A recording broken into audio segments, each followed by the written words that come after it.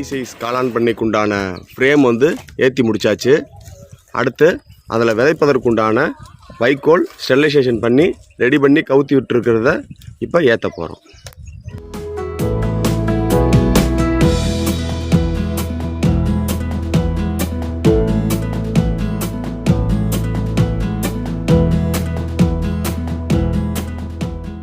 Mini size காளான் பண்ணைக்குண்டான collecting டேங்க்கு இதுதான்.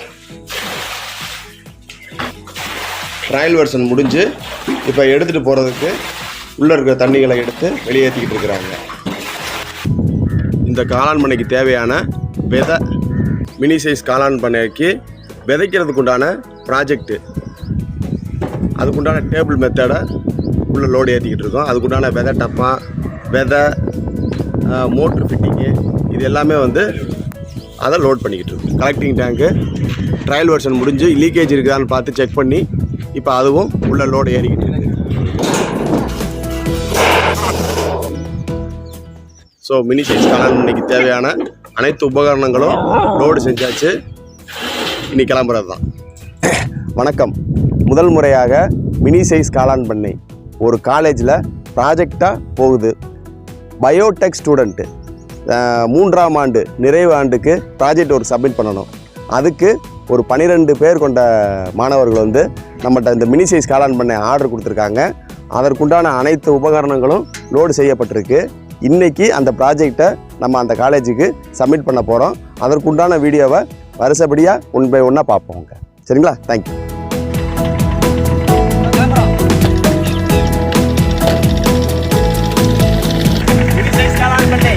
Submit work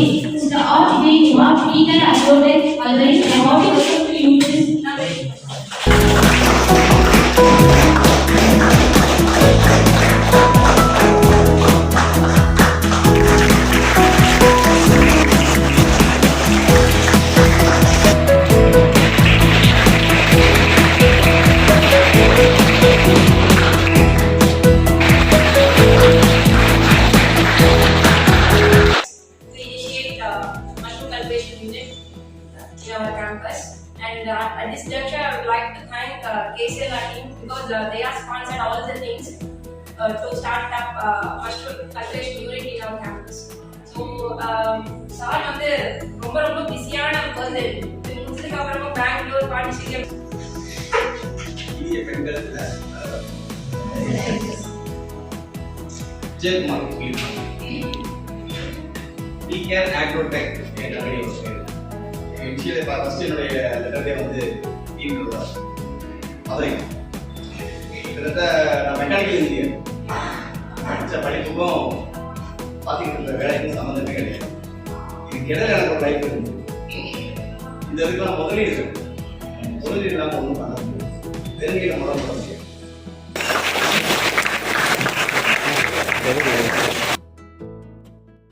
எப்போதுமே சரிங்களா? 11க்கு 33 இந்த சைஸ் கவர். இதோட பெட்டோட வெயிட் வந்து பார்த்தீங்கன்னா இப்போ நான் கூடிய பெட்டோட வெயிட்டோட அளவு வந்து பார்த்தீங்கன்னா இது ஆவரேஜா 5 கிலோ பெட். இந்த பெட்டோட வெயிட் வந்து ஆவரேஜா 5 கிலோ. 1:3ன்ற விதத்தில் நான் வெயிட் படும். இப்போ இந்த பெட்டோட வெயிட் 5 கிலோ அப்படின்னா இந்த பெட் வந்து எவ்வளோ வெயிட் வெளியே வரும்? கிட்டத்தட்ட 1.25 கிலோ. ஆவரேஜ் வந்து குறைந்தபட்சம் 1.25 கிலோ வரும். இதற்குண்டான வெயிட் தான் நம்ம அடுத்த மிஷன் ஸ்டேட்மெண்ட்டாக நம்ம எழுதணும்.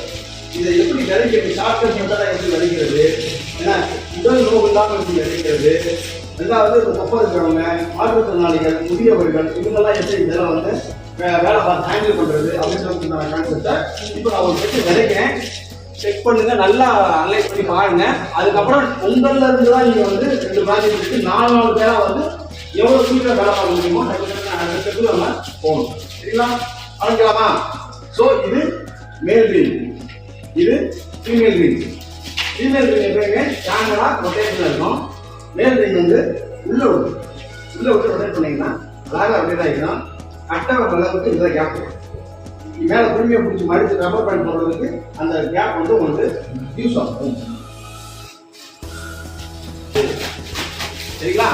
சரி, அவ்வளோதான். நல்லா இப்போ முதல்ல எடுத்தோடனே ஒரு அரைக்கை விதை போடுறதுக்கு முன்னாடி ஜஸ்ட் கொஞ்சம் ஒரு வைப்பு எடுத்து உள்ள போட்டீங்கன்னா கீழே போய் நல்லா அலம்பி நின்று. இப்போ ஒரு அரைக்கை விதை எடுத்து சரியா?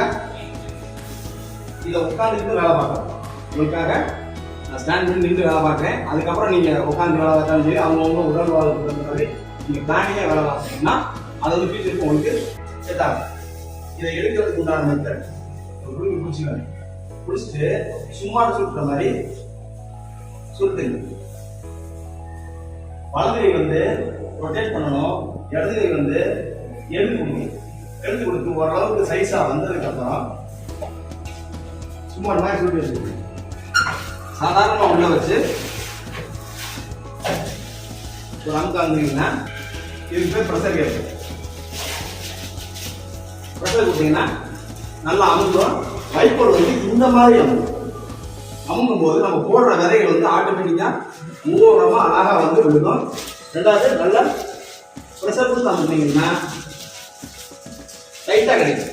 எந்த அளவுக்கு வெயிட்டா போடுறீங்களோ அந்த அளவுக்கு ஈல்டு அதிகமா கிடைக்கிறதுக்கு வாய்ப்பு இருக்கு.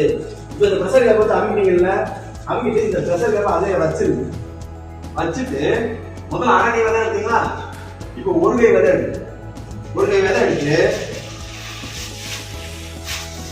ஃபீமேல் பீனை வந்து தாராளமாக ரொட்டேட் பண்ணணும். இப்போ இதை ஒரே அளவா வச்சு விதைகளுக்குலாம் ஓரம் விடுவது தெரியுதுங்களா? அவ்வளவுதான். இது எடுத்தீங்கன்னா விதைகள் ஓரமா மட்டும் இருக்கும். ஏன் ஓரமா போடணும் விதைகளை? ஏன் சும்மா அன்னிட்டு போட வேண்டியதானே? வெளியே வளரும். உலக அளவுல ஒரே வளர்வதை கண்கூட பார்க்கறதுன்றது வந்து காளான் தொழில மட்டும்தான் கண்கூட பார்க்க முடியும். ஒரு விதை வளருது அப்படின்னு கத்திரிக்காய், வெண்டைக்காய், பீக்கங்காய், அவரைக்காய், புடலங்காய் இந்த மாதிரியான விதைகளை வந்து மண்ணை தொட்டி புதைச்சிருவோம். அது வளர்ந்தாதான் தெரியும். சரிங்களா? ஆனா காளான் விதை வந்து வளர்ந்துட்டு இருக்கும் போதே நம்ம கண்கூட பார்க்கலாம். ஃபர்ஸ்ட் கண்டாமினேட் ஆகிடுச்சு, கெட்டு போயிடுச்சு, அழுகி போயிடுச்சு, வெம்பி போயிடுச்சு, காஞ்சி போயிடுச்சு அப்படின்னா தகவல் நம்ம ரிமூவ் பண்ணிடலாம்ல. வளர்ந்துட்டு நம்ம உட்காந்து பாதுகாத்துக்க வேண்டிய அவசியமே கிடையாது. ஸோ அதுக்காக விதைகள் ஓரமாக தூவப்படுகிறது. ரெண்டாவது, ஈல்டு வந்து சீக்கிரம் வருவதற்கு நம்ம விதைகளை ஓரமாக போட்டோம்னா டக்குனு 21 நாள் ஈல்டு, 21 நாள் ஈல்டு நம்ம எடுக்கணும். நடுவில் போட்டீங்கன்னா ஒரு 4 நாள் லேட் ஆகும். ஏன்னா உள்ள இருந்து ஃபார்மிங் ஆகி வெளியில வந்து ஈல்டு வெளியே வர்றதுக்கு 2 நாள் எக்ஸ்ட்ரா ஆகும். ஸோ ஈல்டு சீக்கிரம் எடுக்கிறதுக்காக நம்ம வந்து விதைகள் ஓரமாக தூவப்படுகிறது. சரிங்களா? மற்றபடி இதில் ஹோல்ஸ் போட வைக்கிறதுனால நம்ம அடுத்த ஸ்டெப் பயன்படுத்த ரைட். இப்போ ஒரு லேயர் முடிஞ்சு அடுத்த லேயர் அதே மாதிரி எடுத்துக்கோங்க, சுருட்டிக்கோங்க. ஓரளவு வந்தோடனே கை வந்தோடனையும் சும்மா இந்த மாதிரி சுருட்டிட்டு சும்மா உள்ள வச்சு ஜஸ்ட் ஒரு ப்ரெஷர் கொடுத்தா போதும். ஆட்டோமேட்டிக்காக உள்ள ஆகிக்கலாம். ப்ரெஷர் வச்சு ஒரு லாக் விதைகள் வந்து அப்படியே கோடு போட்ட மாதிரி தெரியும் உங்களுக்கு. அப்படியே கோலம் போட்ட மாதிரி இருக்கும் உங்களுக்கு. சரிங்களா? திரும்ப அதே ஒரு விதை ஃபீமேல் மீன் வந்து சுத்தம்.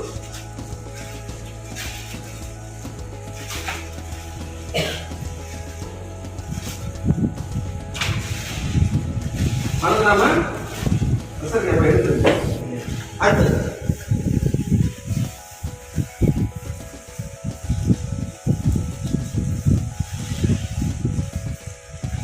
Line pressure gap. இதெல்லாம் நம்ம உட்காந்துட்டு வேலை பார்க்கலாம்.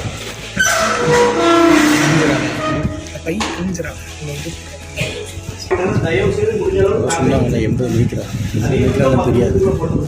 10 நிமிஷம் ஒரு நாளைக்கு ஒரு பெட் போடுறதுனால நம்மளுக்கு 21 நாள் கழிச்சு எந்த லாபம் கிடைக்கும், அப்ப தினைக்கு எவ்வளவு வேலை பார்த்தா, எவ்வளவு நேரம் வேலை பார்த்தா, எத்தனை பெட்டு போட்டா, எவ்வளவு ஈல்டு எடுத்தா எவ்வளவு லாபம் கிடைக்கும் அப்படின்றதுக்குண்டான ரிட்டர்ன் ஸ்டேட்மெண்ட் ஒர்க் உங்களுக்கு கொடுக்கப்படும். அப்ப நோட் பண்ணுங்க, எவ்வளவு டைம் ஆகுது அப்படின்றத நோட் பண்ணுங்க. முடிஞ்ச அளவுக்கு ஆரம்பிச்சாச்சு.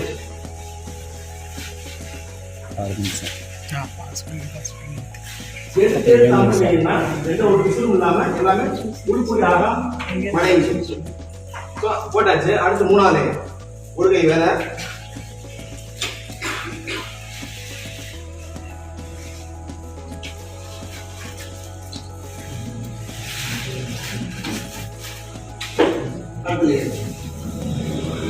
உங்கள 4 பேரா வந்து இந்த வேலையை பார்க்கும்போது ஆர்வ கோளாறுல அவசரப்பட்டு கவரை கிழிச்சிடக்கூடாது.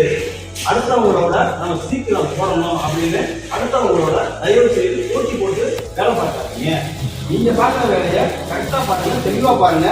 லேட் ஆனாலும் பரவாயில்ல, ஆனா சரியா பாருங்க. சரியா?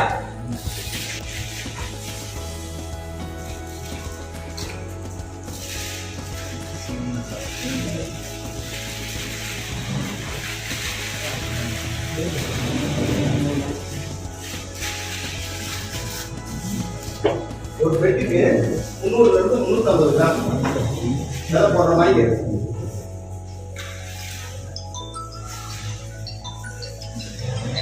உங்ககிட்ட பேசிட்டே தான் நான் வேலை பார்க்குறேன். பார்க்கக்கூடிய வேலைனா இதுதான். சரிங்களா? இது வந்து ப்ரொடக்ஷனுக்கு உண்டான ஈஸியான சென்டர். அதுக்கப்புறம் இதை வந்து மெயின்டைன் பண்ணணும், ஃபாலோ பண்ணணும். டெம்பரேச்சர், மாய்ச்சர் அண்ட் ஏரியேஷன் இது 3ஐயும் மெயின்டைன் பண்ணுறதுக்கு உண்டான காளான் தொழில் அமைப்பு முறை இருக்கணும். காளான் தொழில் அமைப்பு முறை இருக்கிறதுக்கு அதிக இன்வெஸ்ட்மெண்ட் தேவைப்படுது. இல்லாதவங்களுக்கு அந்த மினி சைஸ் காளான் பண்ணை அப்படின்ற ஒரு கான்செப்ட். தொழிலில் இறங்க பயப்படுறவங்க, மார்க்கெட்டிங் பண்ண நினைக்கிறதுக்கு பயப்படுறவங்க, பூச்சிப்பட்டை நினைக்கிறவங்களுக்கு பயப்படுறவங்க, ஃபயர் அண்ட் சேஃப்டி உள்ளவங்க நினைக்கிறவங்க பயப்படுறவங்க.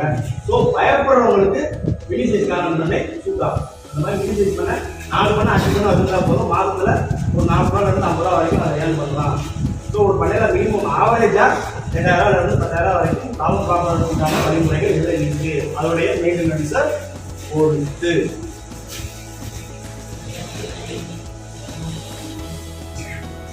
காலம் என்ன மேடம், அப்புறம் ஆட்டோமேட்டிக்காக பசங்களுக்கு ஒரு கான்ஃபிடன்ஸ் கிடைச்சு, நம்பிக்கை வந்து என்ன முடிச்சிட்டு செலக்ஷனும் எப்படின்றது சார்.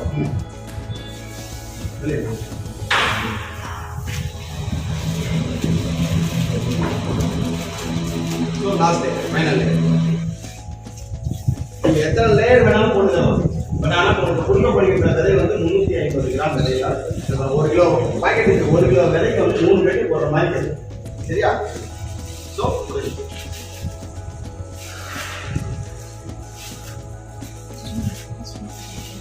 ரொம்பலாம் பிரச்சனை கொடுத்து அமைக்கிறாங்க.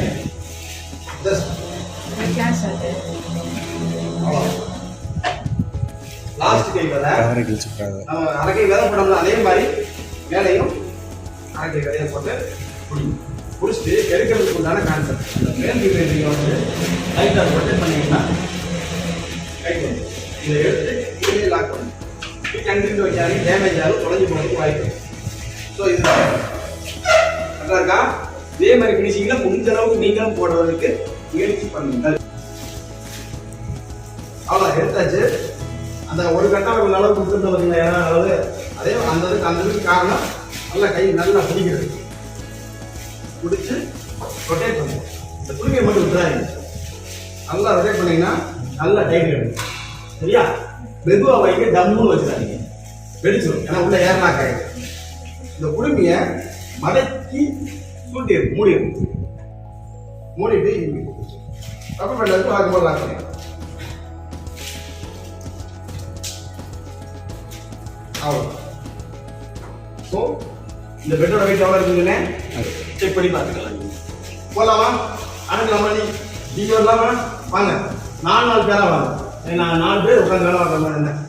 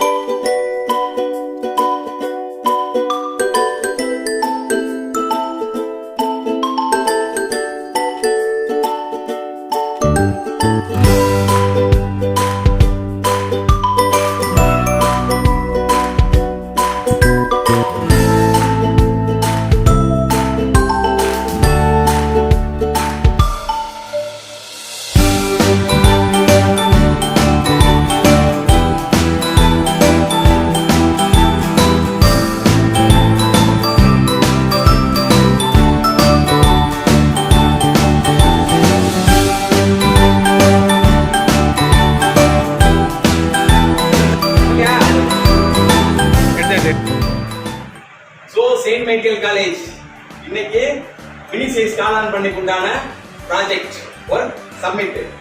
இவங்க தான் அந்த பசங்க இந்த ப்ராஜெக்டை ரெடி பண்ணி ஆரம்பிச்சிருக்காங்க, விதைச்சிருக்காங்க. அதற்கு உண்டான ஒர்க் அவுட் ஃபுல்லா இந்த ஸ்டூடெண்ட் தான் பண்ணியிருக்காங்க. ஓகே, ஆல் தி பெஸ்ட் அனைவருக்கும். தேங்க்யூ.